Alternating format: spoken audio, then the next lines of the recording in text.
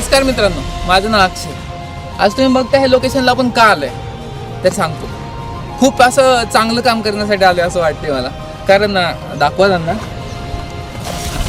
परवा ऑफिसवरून घरी जाताना मला हे कासव सापडलं.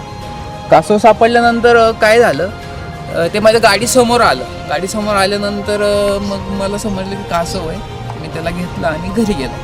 घरी गेल्यानंतर मला माहिती नव्हतं ना त्याचे काय परिणाम आहेत किंवा काय आहे.